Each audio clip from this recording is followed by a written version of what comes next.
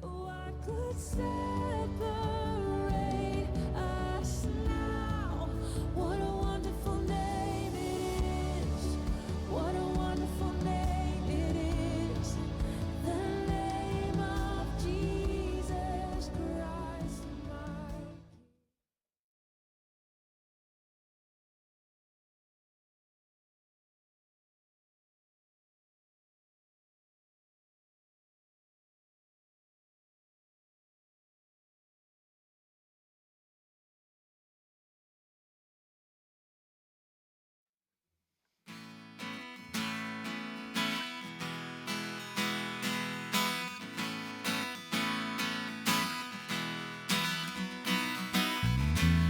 sinu ette tulen ma, etsin Jeesust tänada.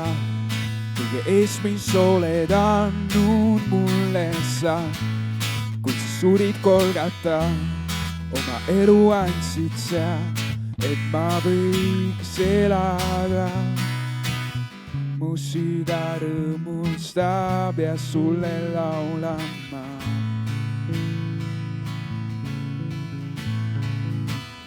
mu süda rõõmustab ja sulle laulan ma.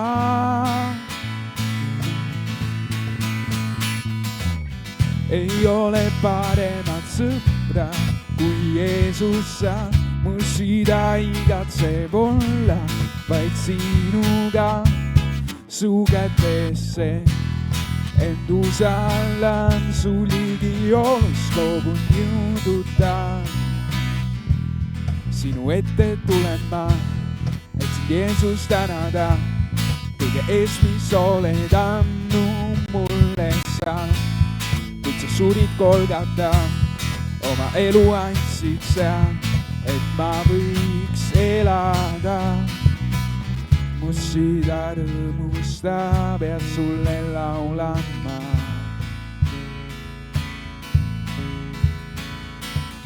mu süda rõõmustab ja sulle laulan ma.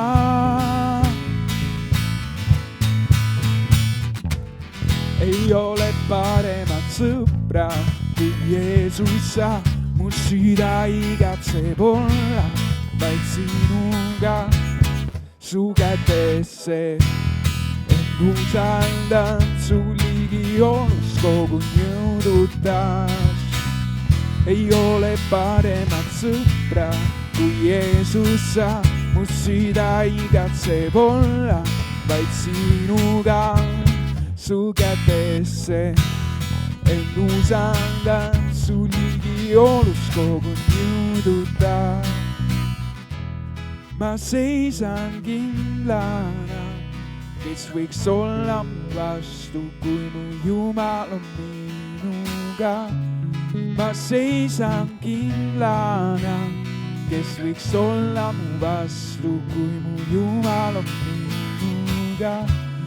ma seisan kindlana, kes võiks olla mu vastu, kui mu Jumal on minuga.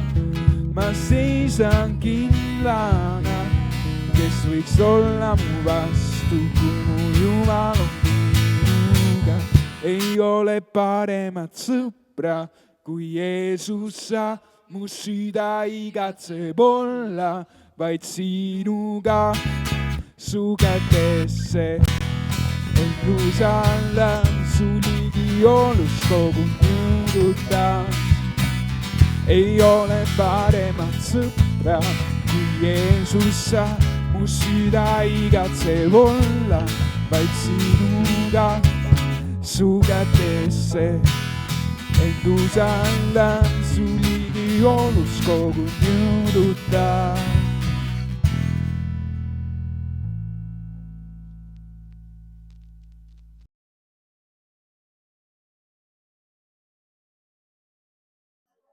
Hola, buenos días a todos. Son las 12:51, ya es el mediodía, así que... Oops. Anyways, I just started speaking Spanish. Well, my name is Rainer. As you see, I speak Spanish, so I'm from Spain, Madrid. And look, we're just at the end of convocation. A message about for the Estonians. Well, the more the merrier, right? So better come next convocation or next youth gathering. You're also all invited. Well, everyone has their own personality, so like we have to accept each other, like being respectful, so we can like be open minded and then you know make ourselves like more together, more you know. How do you say Jason in Stick together. yeah, you know that word that quote says like a family that prays together stays together. Well, the same as a community. If we still pray together, we're gonna to be together no matter what. I mean, Okay. Hello, I'm Father Joshua Bautista from Paris, France. Um, what it feels like to be a priest? Well, to be honest, uh, I don't know. I don't know yet, but I'm really looking forward to what's going to happen in the future. And all I know is I feel like um, yesterday I've been poured out, and so I'm a completely empty vessel for God to work through me. My only encouragement is for you to gather in Jesus' name, and for you to be uh, in unity is for you to have one spirit, and a spirit of love. And so that's my encouragement for you, and for you to make the most of it, and not to harden your hearts, but on the first day, on the first hour, to open your hearts so that God can work, God can speak to you, and you can bring something home, and God can use you for His glory. Hi, I'm Father Carlo of Spain. Actually, I'm from Barcelona, but there are times that I come to Madrid to help out. Um, so they've asked me like, how does it feel like to be newly ordained priest? Right now, I feel like my stomach is still turning. I feel like it's a heavy load that I'm still carrying.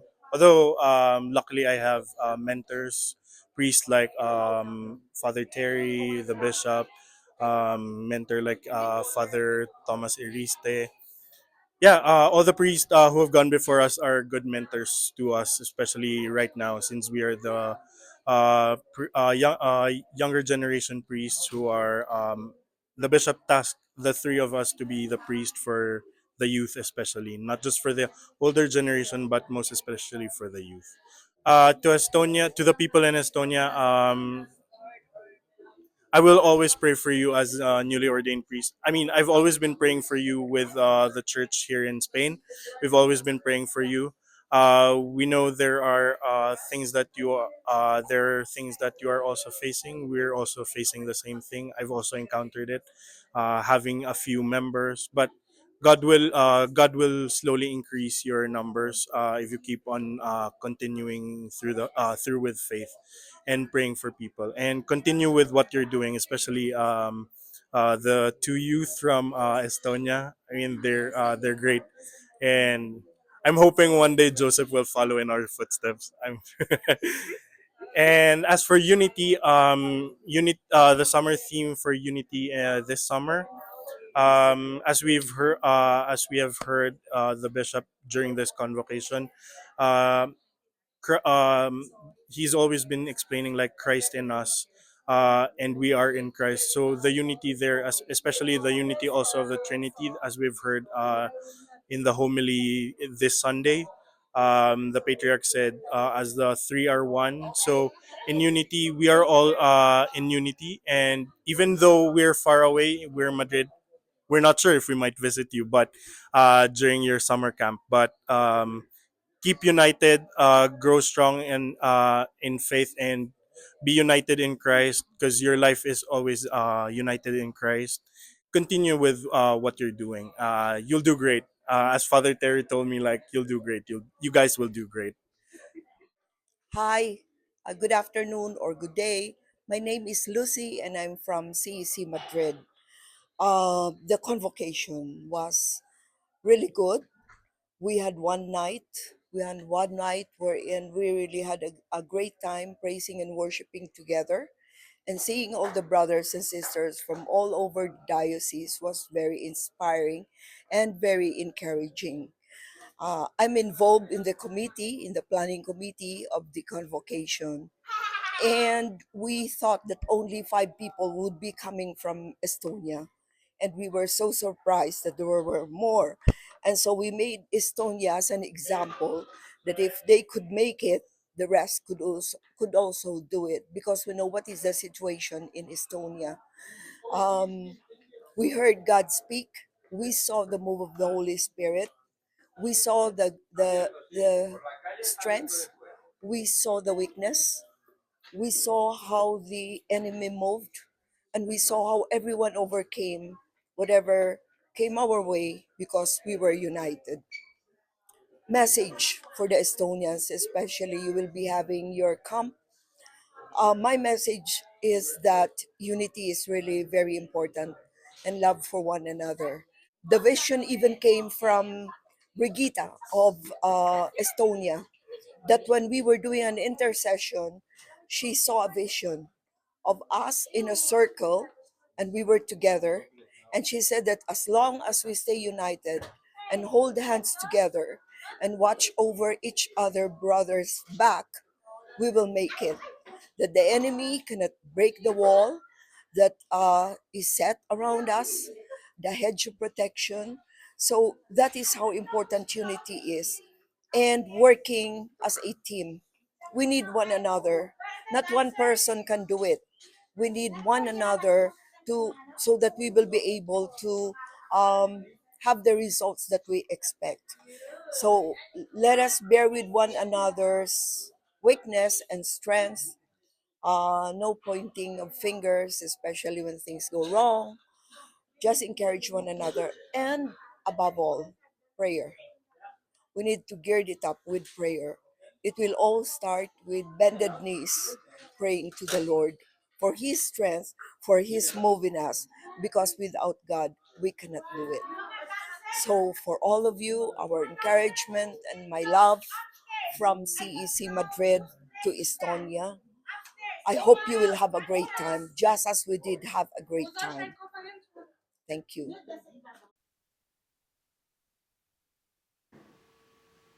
Reiner on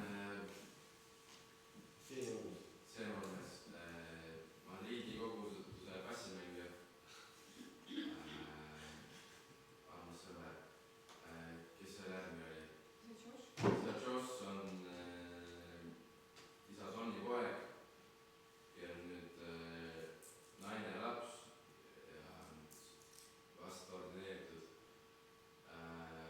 preester. Isa Carlo on Barcelonast.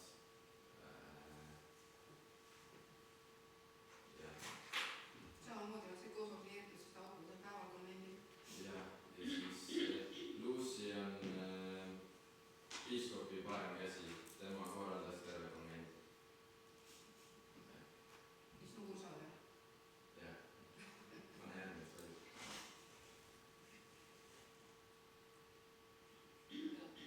Ja, siis pane tagasi.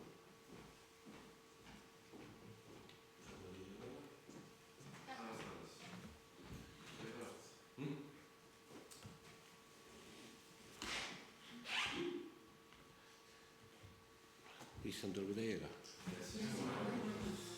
Hea Isa taevas, me palume, et meie südamed oleks avatud, et me paneksime tähele, mida sina sellegi loengu käigus meile öelda soovid. Ja me palume seda kolmane Jumala, Isa, Poja ja Püha Vaimu nimel. Amen. Armu ja rahu teile, meie Issandalt Jeesus Kristuselt.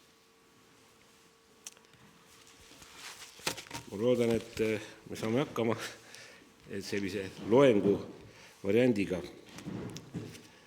Et alati mul on see probleem, et kui mingi põnev teema tekib või sa hakkad sinna sügavamale minema, siis sellele ei tule nagu lõppu. Sa kaevad ja siis sa mõtled, ootud.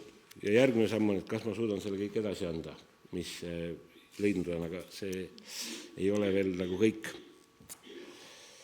Nii et siis teenimine või siis ühtsus või teenimisest ühtsusesse. Tavaliselt või siis viimastel aastatel oleme laagri teemavalikud teinud EKN-i teema aasta järgi.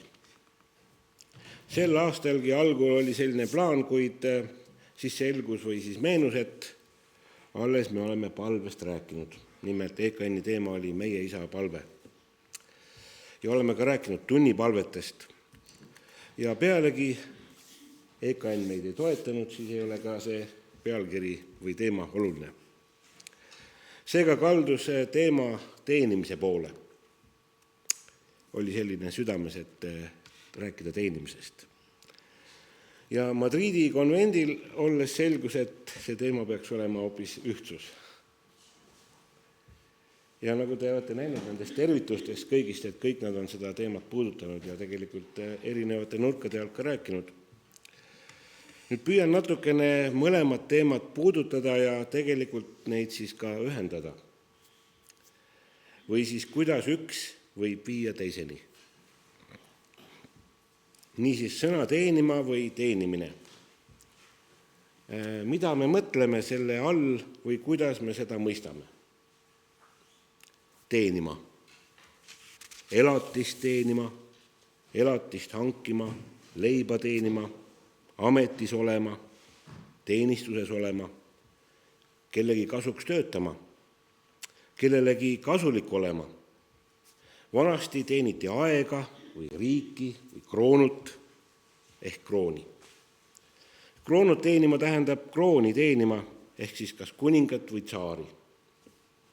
Tsaari ajal oli iga pere puhul üks kohustus, et esimene poeg läheb tsaari teenistusse 25 aastaks. Sealt ongi see tulnud kroonut teenima. Või kui me nõukogude ajal käisime nii-öelda sõjaväes, siis öeldi, et kroonus käisin. Tegelikult krooni ainult ammu polnud enam. Bolševikud võtsid krooni maha. Tänapäeval on kõige levinum arusaam teenimisest kui raha teenimisest. On ju? Kõik me teenime raha. Või siis elatise teenimisest. Kaitseväes ajateenistujad saavad ehk sama öelda, kuid riigiteenistujad seda ei saa öelda, sest nemad teenivad raha. Tahate või ei taha, nad teenivad raha. Nad ehk tahaks üllalt öelda, et termin riiki teenima, kuid see pole päris õige. Eesti Vabariigi algul oli näiteks vallavanem üks auamet ja ta ei saanud tasu. See oli auasi olla vallavanem. Aga mida me täna kuuleme ajakirjanduse vahendusel? Nagu palgaralli, võistlus, kes kui palju. Ma tean sellepärast, et meie vald on alati olnud esirinnas Eestis. Vallavanem on saanud kõige rohkem palka teiste vallavanematega võrreldes. See selleks. Kuid täna meie ristirahvana räägime teenimisest kui Jumala teenimisest. On nii? Või raha teenimisest? Jumala teenimisest. Kuidas me seda mõistame? Võib-olla me laulame, palvetame, loeme Jumala sõna, jutlustame. Hästi. Kuidas me sellega Jumalat teenime? Lauldes me ülistame teda ja tema tegusid. Jumala sõna lugemisel me kuulame tema tegudest ja jutlusi kuulates kuulame sõna selgitusi. Selleks, et elada temale meelepäraselt ja jutustada seda teistele. Nii me seda ehk mõistame. Pühapostel Paulus kirjutab kirjas roomlastele. Ja ma loen kohe. Kus see Rooma kiri on? Pühakirjas. Ongi jah. Näed, ma leian üles. Ta kirjutab 12.1.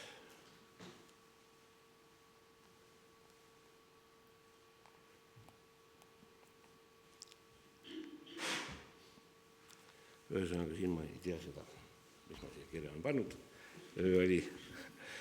Ühesõnaga, ta ütleb, et tooge oma ihud või oma ihud tuleb ohvriks tuua. Kuidas? Kui te mäletate, mida ütles eile oma tervituses meie armas meile üks armas tüdruk Veneetsiast, tema nimi oli Venis, ta ütles, et teenige üksteist ehk tehke midagi teiste heaks ja pange teised endast ette. Te kõik usute, et sõnal on tohutu jõud. Olete nõus? Jumal lõi maailma sõna läbi. Halleluuja, tohutu vägi. Aga me kunagi käisime kontserdil Regitaga, Jaan Tätte ja Marko Matvere kontserdil. Ja nad laulsid põnevaid laule ja siis nad vahepeal rääkisid igasuguseid lugusid. Ja neil on ka üks laul Sõnaväest. Ja siis enne seda rääkis Marko Matvere, kuidas ta esimest korda New Yorgis käis oma sugulastel külas ja siis ta ikka, nagu turistid linna peale tahad minna. Aga need väliseestlased keelitasid talle, et kui sa hilja peale jääd, siis ära kindlasti metroosse mine. Võta takso ja tule sellega koju. Marko ütles, ma saan aru, kõik tore, aga nõukogude aeg oli alles lõppenud ja raha ju vähe ja ikka tahaks kokkuhoidlik olla. Ja ta jäigi ühel õhtul hilja peale ja ta pidi kasutama, ta loobus taksost ja kasutas metrood. Aga talle keelitati, ära mine sinna metroosse öösel. Ja siis ta ikkagi läks, sest ta pidi sinna koju sõitma ja siis seal oli selliseid inimesi, mida ta varem näinud ei olnud. Ja tal tekkiski kõhe tunne, sest et nad olid, nagu ta ise, nagu Marko ütles, ei tea, mis Mendeleevi tabeli osa nad kasutanud olid. Ja siis nad hakkasid temale ka lähenema ühel ajal. Ja seal, seda ma ei mäleta, mingid alad on seal, et kui sul ohtlik tuleb, et siis sa pead mingile ala peale minema sinna.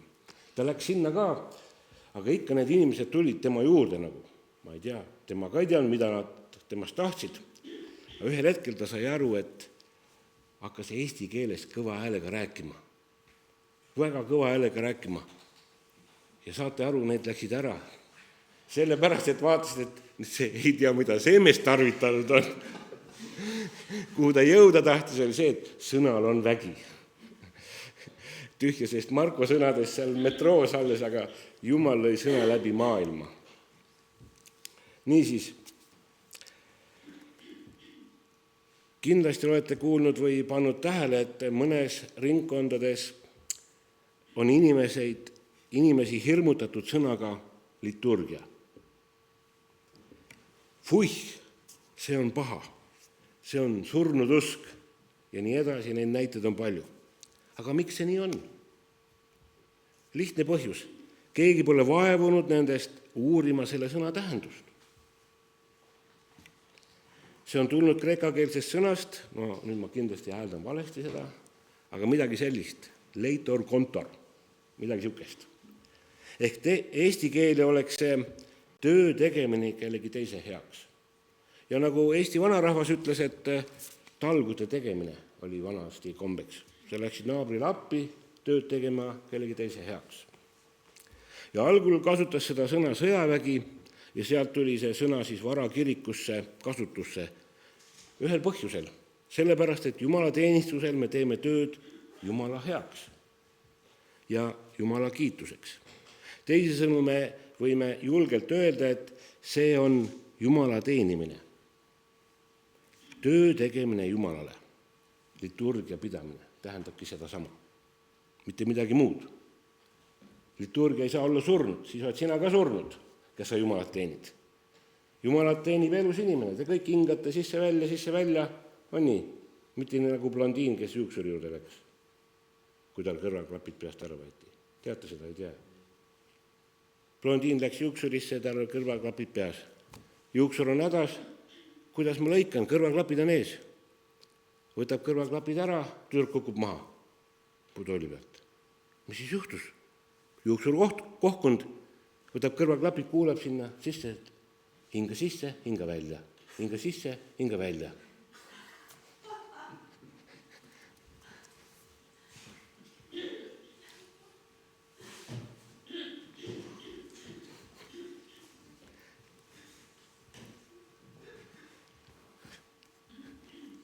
liturgia ei ole surnud, inimesed on surnud. Liturgia on Jumala teenimine, aga Apostlitegude raamatu 13. peatüki 1. salmid kirjutavad nii. Aga Antiookias olevas koguduses oli prohveteid ja õpetajaid, Barnabas, Simeon, keda hüüti Nigeriks, Luukius Küreenest, Manaen, kes oli kasvanud üles koos nelipürst Herodesega, ja Saulus. Kui need siis issandat teenisid ja paastusid, ütles Püha Vaim, eraldage mulle Barnabas ja Saulus tööle, milleks ma olen nad kutsunud. Nüüd eestikeelses tõlkes on, kui nad siis issandat teenisid. Kui mõnes teises tõlkes on, kui nad siis liturgiat pidasid, siis Püha Vaim tegutses. Mõtle, kui nad oleks surnud olnud, siis Püha Vaim ei tegutseda nende juures enam. Kui nad issandat teenisid, kui nad liturgiat pidasid, kui nad tegid tööd Jumala heaks, siis juhtusid erinevad asjad ja Püha Vaim liikus seal. Niisiis Püha Apostel Paulus õpetas, et me tooksime oma ihud ohvriks ja teeksime tööd issandale. See ongi mõistlik jumalateenistus.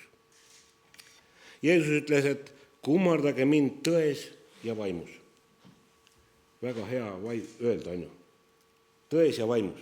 Lihtne, aga kuidas sa seda teed? Või mida see tähendab? Pidage kalliks vaimulikku elu, mis on igavene, mida hetkel ei saa katsuda. Ja tões tähendab, et me füüsiliselt teeme neid asju, mida Jeesus õpetas. Jeesus ütles, kuidas me teenime teda. Millest siis koosneb Püha armulava liturgia? Liturgiast. Sellest surnud usust. Kurb küll. 90% on Jumala sõna. Ja kui see on surnud, siis me lähme kohe koju. Lähme kohe koju, meil ei ole mitte midagi siin teha enam. Jumala sõna ei ole surnud. Ta lõi maailma sellega. On nii? Kui Jumala teenimisest on 90% Jumala sõna, siis kas see on surnud? Ei ole, no näed, halleluuja, ometi. Üks väike ei tuli. Kuid nüüd, kuidas me teenime teda? Ma ei hakka rääkima erinevatest liturgiatest. Kuidas seda siis nüüd öeldakse? Spordis ja mõneti ka kaitseväes öeldakse, et meeskond on täpselt nii tugev, kui tema kõige nõrgem lüli. On nii? Kes on suured filmivaatajad? Või väga hea. Või kes on huvitatud musketäridest? Kuidas nemad ütlesid? Kõik üks kõige eest. On nii? Siis see nõrgem lüli oli ka üles tõstetud, kui seal üldse seda oli. Või vaatame tänapäevaseid filme, luban teil kõigil naerma hakata, kui te tahate. A-rühm. No näed, tuli ära, tubli A-rühm. Ja te võite seal näha igasugust nalja ja igasugust jama ja et see on film. Jaa, aga need vennad, nad mitte parodeerisid, vaid nad jäljendasid seda, mida sõdurid Vietnami sõjas kogesid. Ja tähtsust seda ühe väikse üksuse rühma ülesandeid.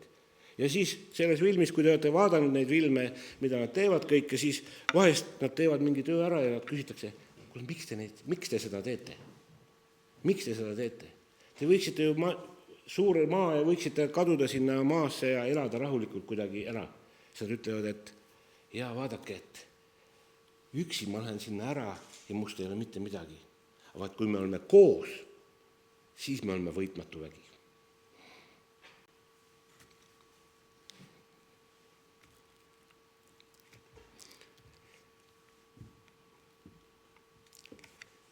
Nii et siit me järeldame, et meeskond ühtsena on tugev ja võitmatu vägi. Kirikus on samamoodi. Ühtsena oleme me tugevad ja võitmatud. Otseselt selles polegi asi, vaid me peame mõistma, et kirik või siis kogudus on üks ihu.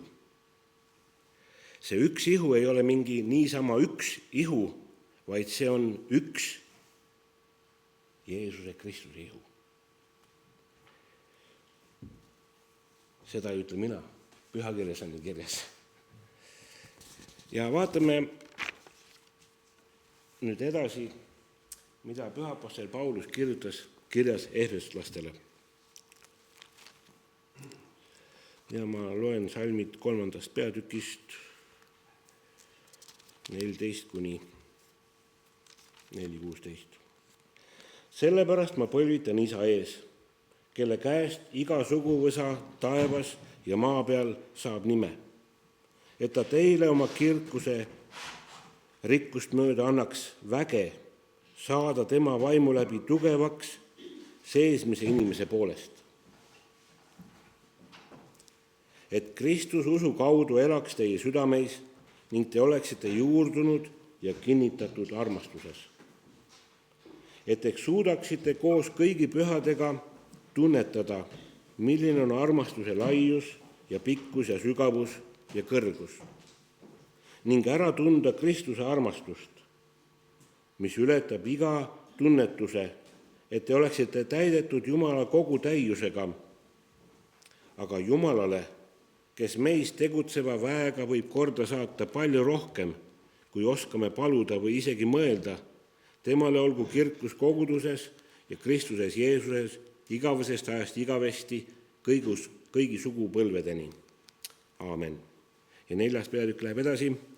Mina, kes olen vang Kristuse pärast, kutsun teid üles elama selle kutsumise vääriliselt, millega te olete kutsutud. Kogu alandlikkuse ja teasadusega, pika meelega, üksteist sallides, armastuses ning olles usinad rahusideme kaudu pidama vaimu antud ühtsust.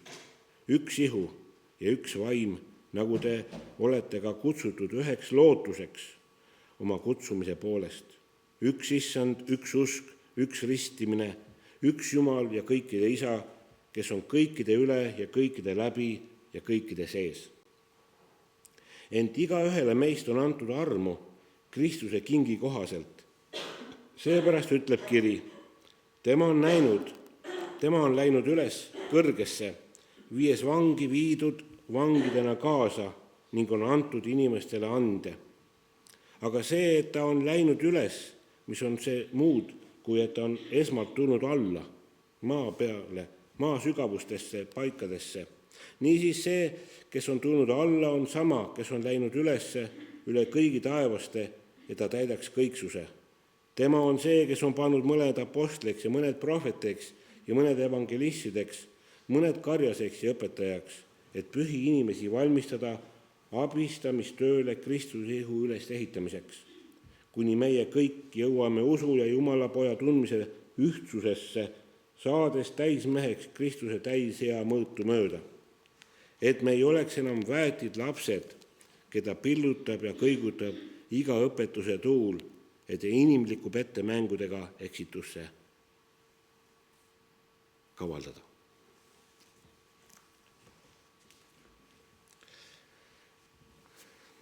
Me kuulsime siin, et esimene pool on Kristuse õnnistus kirikule ja teine pool on meie vastus Jumala armule. Salmid 3:14-21 on palve kiriku jumalikustumiseks ja salmid 4:1-16 on Kristuse ihu käitumine Kristuse ihuna Jumala lastena.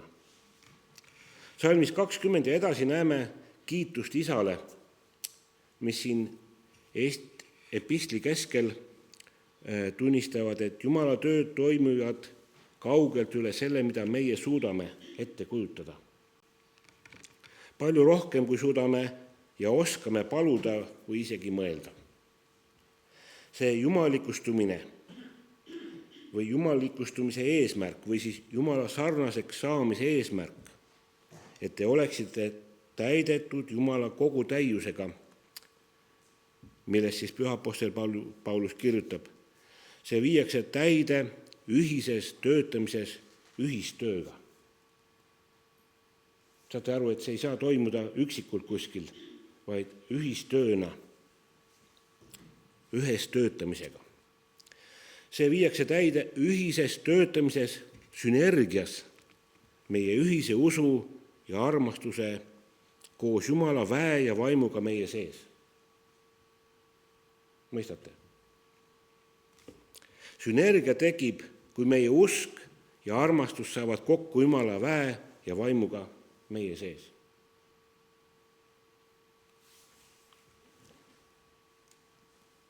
Neljanda peatüki 1. salm ütleb, mina, kes olen vang Kristuse pärast, kutsun teid üles elama selle kutsumise vääriliselt, millega te olete kutsutud. Siin pühapostel Paulus lausa anub oma kuulajaid, et nad mõistaksid, mis on see, mis neile on antud ja praktiseeriks seda, kes nad on Kristuses. Ja ta ütleb, see on ülioluline. Mida ma varemalt olen rääkinud, et kogudus või kirik ei ole üks klubi, kus meil on lihtsalt tore koos käia. Või ma olen rääkinud, et küsinud teie käest, et kas te käite kirikus. Naabrimees käib trennis, kes käib klubis, kes käib, ma ei tea, malet mängimas, mida iganes tegemas. Kas siis teie käite võrdselt samamoodi kirikus? Ei, te elate kirikus, ma loodan. Ja see on midagi teistmoodi, kui sa käid kirikus. Sa elad kirikus. Ja siin pühapostel Paulus lausa anub oma kuulajaid, et nad mõistaksid, mis see on, mis neile on antud ja praktiseeriks seda, kes nad on Kristuses. Nii pöörab ta oma kirja fookuse sellelt, mida Jumal teeb meile, sellele, mida meie teeme vastuseks talle. Panite tähele? Me tihti rõõmustame selle üle kõigepealt kõik, mis Jumal on meile teinud. Halleluuja, yes. Aga mida sa vastuseks oled andnud? Pühapostel Paulus toob selle siin esile. Ta pöörab selle ringi, mida sa oled vastuseks toonud. Kas te mõistaksite, mis teile on antud? Praktiseeri seda.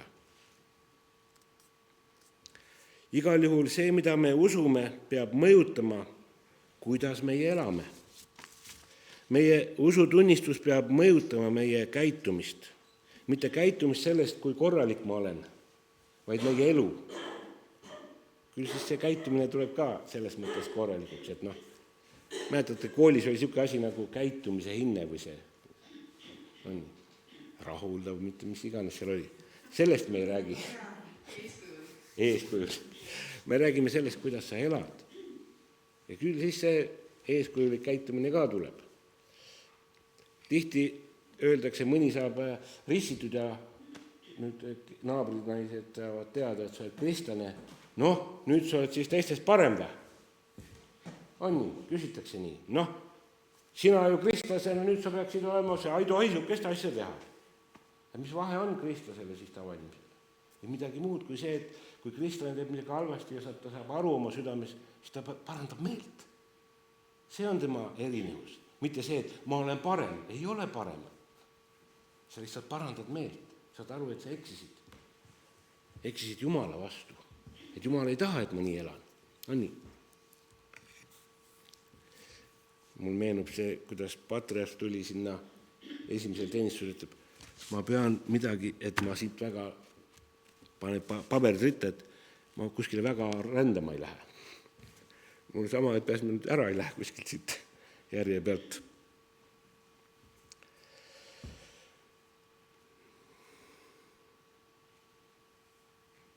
Igal juhul see, mida me usume, peab mõjutama seda, kuidas meie elame. Järgmistes salmides 4:2-3 ta ütleb, et kogu alandlikkuse ja tasadusega, pika meelega, üksteist sallides armastuses ning olles usinad rahusideme kaudu pidama vaimu antud ühtsust. Siin me näeme, et kristlase põhilised iseloomu põhijooned on voorused, mis aitavad kaasa ühtsuse tekkimisele. See tähendab, et kui sa usud Kristusesse, siis sa elad, see mõjutab see, kuidas sa elad, on nii. Ehk siis sa käitud selle järgi, et meie ühtsus kogu aeg kasvaks. mitte ei lõhuks. Seda on. Kuigi meid on ju palju, on meil üks loomus. Me oleme kõik erinevad, aga meil on üks loomus Kristuselt saadud. Üks loomus. Kuigi me oleme kõige ülistatuma ihuliikmed. Kas te panete tähele? Me oleme kõige ülistatuma ihuliikmed. Kuulub siiski suurus ja kogu au Jumalale, mitte meile enestele.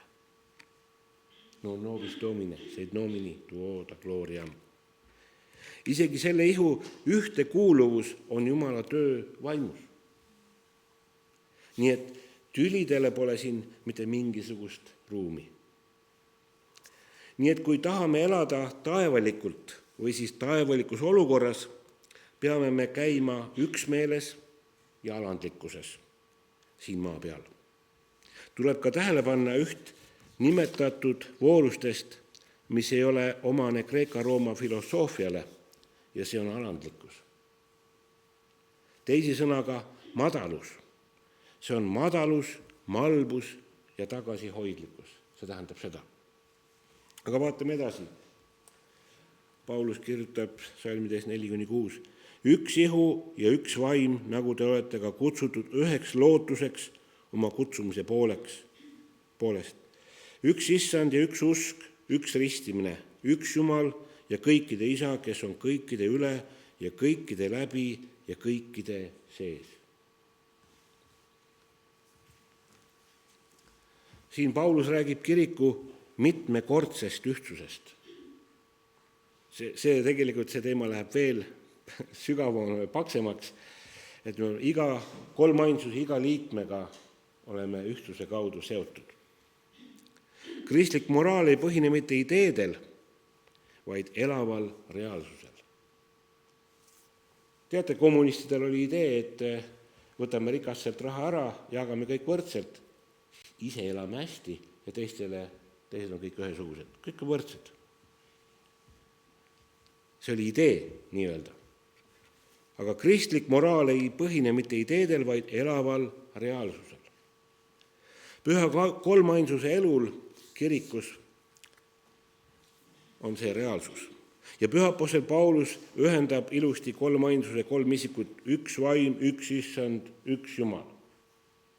Kuigi kirik on olemuselt üks, on ta eriilmeline andide ja toimimise poolest.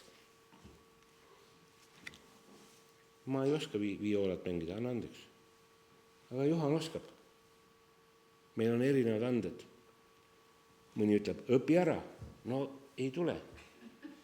No ei tule, noh. Näed, Juhan oskab sündimisest saadik inglise keelt.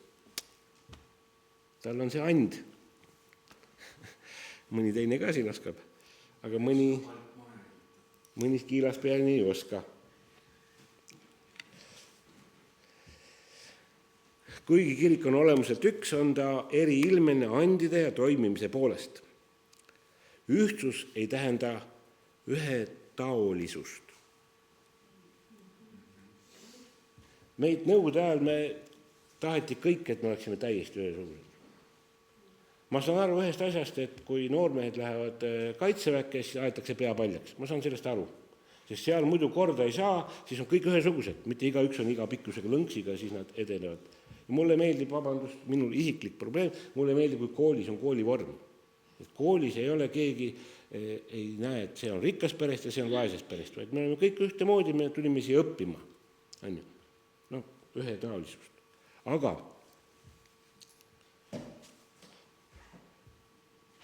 ühtsus kirikus ei tähenda ühetaolisust.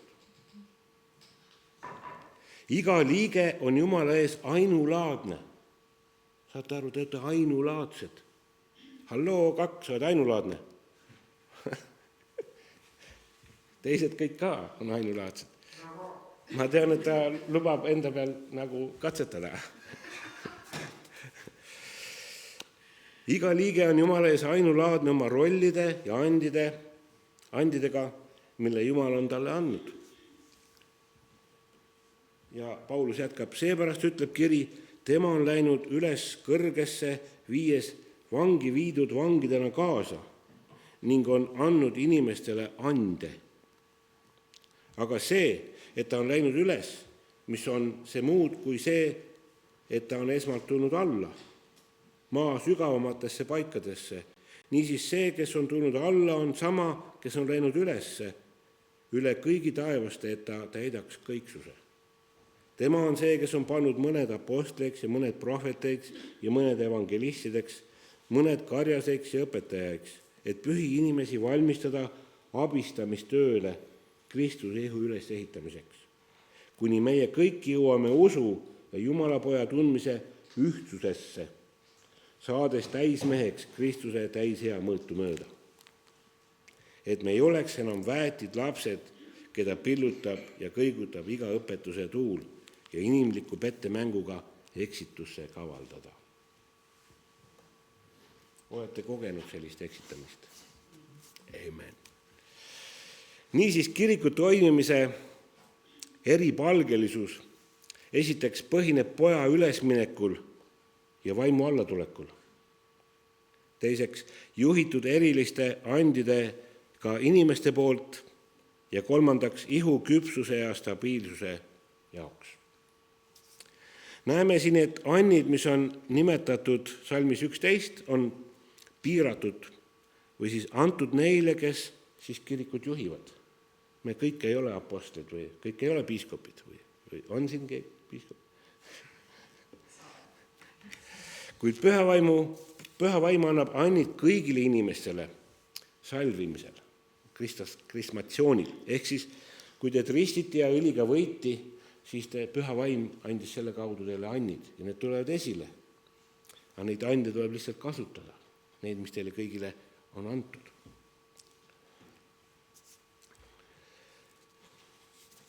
Kuid need teenimisannid, mis siin on kirjas, moodustavad ühe juhtide grupi, kes siis varustavad ilmikuid teenimise tööks. Miks on kirikus erinevus inimeste ja nende andide vahel? See on ühtsuseks ja teenimiseks, tõe säilitamiseks ja armastuse jagamise tegudeks. Halleluuja! Need on peamised omadused kristlikus kasvamises. Kirik, milles areneb kristlik elu, ei ole üks organisatsioon, vaid on organism. Nii et me rääkisime ennem surnud inimestest või nendest surnud liturgiast. Siis ongi organisatsioon. Kristuse ihu on organism, kelle liikmed võtavad vastu meeli ülendava väe või siis neid muutva väe Kristuselt. Selleks, et kasvada Kristusesse. Halleluuja.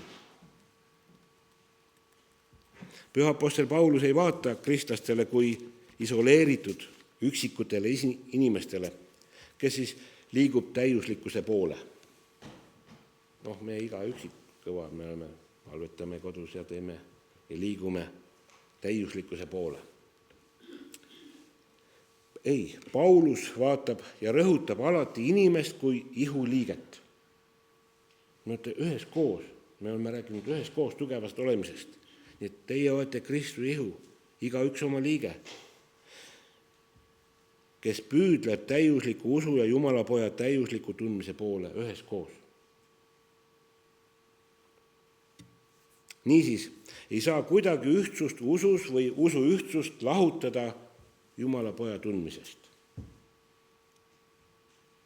Panite tähele?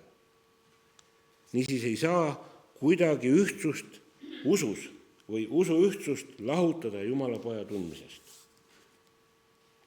Kristliku kasvu protsess nõuab vabatahtlikku pühendumist, et käia õigluses ja käia pühaduses. Valguse laps ei saa enam käituda pimeduse lapsena. Elustiili muutus on võimalik Kristuse esimese uue inimese läbi. Läks põnevaks. Kes see uus inimene on, esimene uus inimene? Jeesus Kristus. Tema läbi on see kõik võimalik. Nii et Jeesust peab tundma õppima ja osadus temaga peab pidevalt uuendama. Tõesti, see protsess viitab väga lähedasele suhtlusele. See ei ole üks kord niimoodi, et ma kogesin Jumalat ja nii ongi. See on kogu aeg pidev uuendamine, pidev protsess ja pidev suhtlus temaga. Ja see on väga lähedane. Et mitte öelda intiimne. Veelgi enam, me peame Jeesusega riietuma. Siin peatükis edasi 23. ja 4. salmis ütleb Paulus, ning saada uueks oma mõttelaadil ja riietuda uue inimesega, kes on loodud Jumala poolt elama tõe, õiguses ja vagaduses. See on metafoor, mis kõneleb ristimisest ja ristimisrüüst. Kui vaimulik arm teeb inimese taevalikuks, siis õiglus on nii and kui eesmärk. Nii praegune reaalsus kui tõotus, kuhu püüelda. Panete tähele, me oleme rääkinud, et Püha Armulaulu liturgial me ühineme taevase Jumala teenistusega. See on seesama. Nii praegune reaalsus kui tõotus, kuhu püüelda. Halleluuja.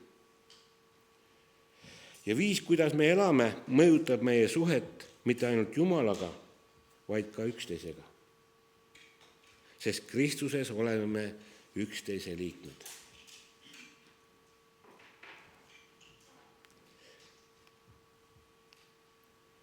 Seal räägitakse tegelikult valetamisest, et kui keegi valetab, siis see mõjub kogu ihule.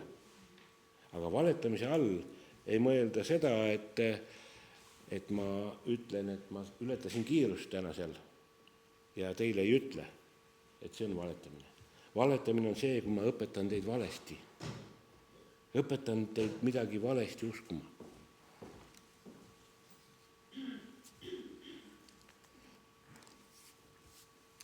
Uue inimkonna moraalne standard on Jumala lapsele kohane elu.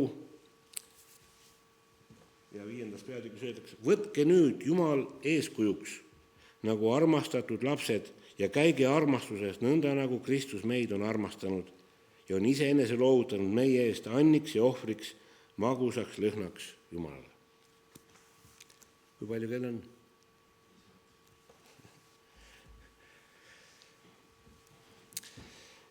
Isa lapsele, poja lapsele ja püha vaimu lapsele. Selline laps täidab 2 suurt käsku. Armastada inimest, mis väljendub ennast ohverdavas teenimises, ja teiseks armastada Jumalat, mis väljendub teenimises ja ülistuses. Püha apostel Paulus kirjutab siin 5. peatüki salmides, elage, käige kutsumise vääriliselt. Siin ta selgitab käimist, ta ütleb, käige armastuses, käige valguses, käige tarkuses. No käimine. Me just eile keegi rääkis siin sellest, see on see olümpial käimisest, kuidas me oleme ka jälginud käimisvõistlusi ja seal on põhiprobleem on käimise võistlustel. Algul, kui sa vaatad neid võistlusi, sa ei saa aru, miks vahest mõned diskvalifitseeritakse sealt kogu aeg. Ta ju käib ilusti ja mis ta valesti teeb. Aga seal kohtunikud vaatavad ühte asja kogu aeg, et nii kui 2 jalga on korraga õhus, siis sa jooksed. Käimine on see, kui 1 jalg on maas. Ja nii kui 2 õhus, võetakse ära. Sa läksid juba liiga kiireks. Niisiis, käimine, see on aeglane, kindel liikumine. Ja see on maraton, see ei ole sprint. Paulus jätkab, aga hoorusest ja kogu rüvedusest ja ahnusest ärgu olgu teie seas juttugi, nõnda nagu on kohane pühadele. Samuti riivatus ja rumalad sõnad ja sündsusetu lõõpimine ei sobi teile, vaid selle asemel olgu tänu. Selle asemel olgu tänu. Selle juurde me jõuame. Seda teadke kindlasti, et ühelgi hoorajal ega kõlvatul ega ahnitsejal, tähendab ebajumala teenril, ei ole pärandit Kristuse ja Jumala riigis. Ärgu ükski petku teid tühjade sõnadega, sest niisuguste asjade pärast tuleb Jumala viha sõnakuulmatuse laste peale. Ärge siis saage nende kaaslasteks, sest varem te olite pimedus, nüüd aga olete valgus issandas. Käige nagu valguse lapsed. Valguse vili on ju igasuguses headuses ja õiguses ja tões. Uurige, mis on issandale meelepärane. Kirikuisa Johannes Kuldse on öelnud, nii nagu kisa ja kära on kütuseks vihale ja valele, nii on ka ropud sõnad sündsusetu kõne kütuseks ihadele. Mis on see, mis valab õli tulle? Rumal jutt ja kisakära. Pühapäeval Pauluse väga terav kontrast nende kahe tee vahel, pimeduse ja valguse tee vahel, algab siit salmidest siis 6-12. Ja see vaenulikkus kahe tee vahel on mõtteis, sõnades ja tegudes. See, mida me iga kord tunnistame. Tõsi on see, et me peame otsustama, kas see, mida maailm ütleb, on mõistlik selle põhjal, mida Jumal ütleb, et on tõde. Ja peale selle, et me peame eralduma pimedusest, peame me selle ka paljastama. Kuid selleks, et ennast paljastada, peame me esmalt peidupaigast välja tulema. See tähendab, et me peame tunnistama oma patud ja kahetsema, et oleme neid teinud. Tihti meile öeldakse, kes võõrat tulevad meie teenimistele, et kas iga kord tunnistate patte või? Ei aita ka juba üks kord või? Miks te iga kord nagu tunnistate? Miks te olete nii kogu aeg eksite või? Püha evangelist Johannes kirjutab 3. peatüki salmides 19-21. Ent kohus on see, et valgus on tulnud maailma, aga inimesed on armastanud pimedust enam kui valgust, sest nende teod on kurjad. Igaüks, kes teeb halba, vihkab valgust ega tule valguse juurde, et ta tegusid ei paljastataks.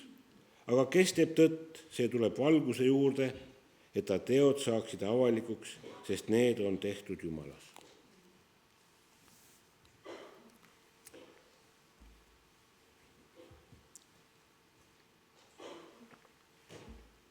Eks me ju tunnistame igal palvusel, igal pühal armulaulu liturgial, iga kord, kui me tuleme pühale armulauale. Jah, aga mis on siis valguses käimine? Valguses käimine tähendab inimese ristimises käimist. Ehk siis iga päev suremist iseendale ja elamist Kristusele. Eesmärk ei ole mitte maailma hüljata, vaid hoida iseennast Kristuses ja päästes, nii palju kui see on võimalik, eraldudes kurjast maailmast. Kristlased lihtsalt ütlevad lahti maailma langemisest. See on see põhiline asi. Mitte loodust enesest. Teame, pühakeeles öeldakse, et kogu loodu ägab ja lõpupoole öeldakse, et see kõik uuendatakse. Aga püha apostel kirjutab edasi.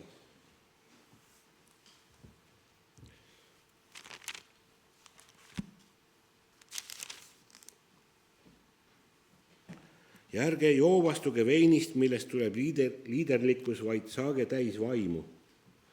Lauldes omavahel psalme, hümne ja vaimulikke laule, lauldes ja pilli mängides kogu oma südamega issandale.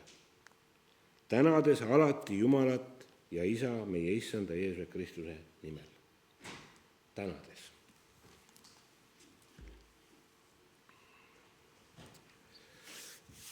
Niisiis, patu kahetsuse järel purskab välja elu ja rõõm. Teate, et preestrid ei tohi pihisaladust rääkida. Õige. Aga seda võib rääkida, mis see pärast juhtub. Kui mitmel korral olen näinud, kui inimene on tulnud pihile ja ära läheb rõõmus ja pisarates, sest ta on saanud valgemaks kui lumi. kõik tema asjad on kustutatud. Ja see rõõm on nii suur. Selgesti eristatav vaim nagu elavus või ülevus, millest me kuulsime, annab energiat nii pimedusele kui valgusele. Neile, kes pimeduses on see vaim nagu purjusolek, kunstlik ja ajutine, kuid kristlastele on see püha vaim ja rõõm on uue lepingu kohane, püha kolmainsuse ülistamine ja teenimine. Üks kole lugu oli kunagi Harku Järvel üks mees, seal ka oli piiskopi visiit oli ja siis mõned inimesed said konfirmeeritud ja hakkasid teisi võõraid keeli rääkima ja siis seal oli üks kutt ühest teisest kirikust ja siis tema rääkis, kuidas tema sai püha vaimuga ristitud. Ja uskumatu lugu, tema ütles, et kui tema sai ikka ristitud, ta läks koju, sealt oli nii rõõmu ja väge täis ja bussipeatuses üks küsis talle suitsu peale tuld ja tema vihastas selle peale, andis sellele rahvakeeles kesta peale. Mul oli nii suur vägi, et tema tuleb minu käest suitsu peale tuld küsima, sa ei üldse suitsetanud. Kuidas seda väge võrrelda?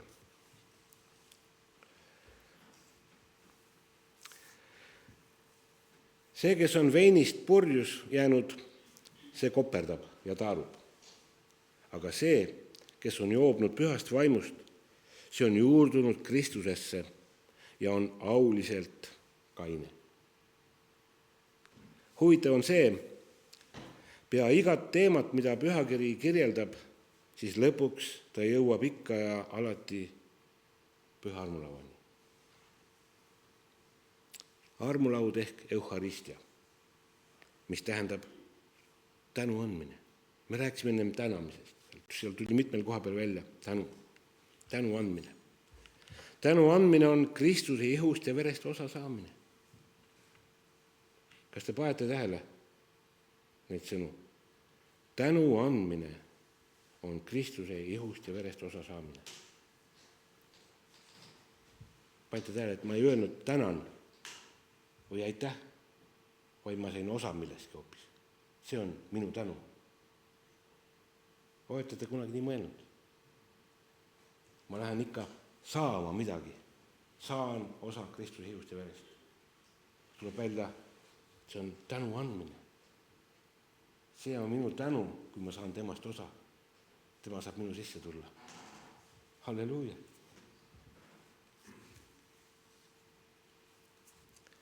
Tänu andmine on Kristuse ihust ja verest osa saamine.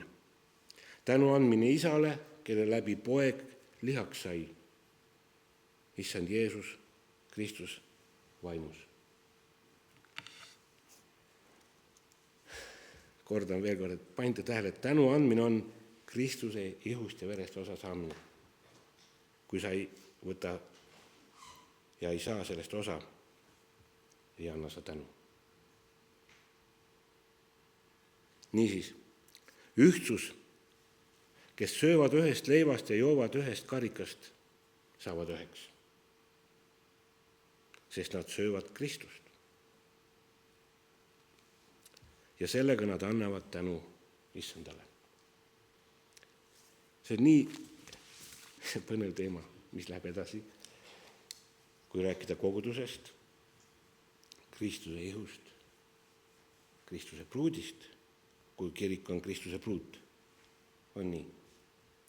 Kui me räägime ikka abielust, siin on nii tore näha, üks noor kihlane paar on üheks saamas. See on võrratu, mis toimub. Need saavad üheks. Aga nüüd kujutage ette, kirik on Kristuse pruut, kes saab Kristusega üheks. Kas sa siis tahad talle tänu anda? See on erakordselt intiimne, erakordselt põnev ja see on see, mida Kristus kuulutab. See, mida ta tahab saada meiega. Ja sellepärast me oleme ühtsed ja me peaksime olema ühtsed. Enam ja enam ja enam. Amen. Ma ei tea, palju see aega läks.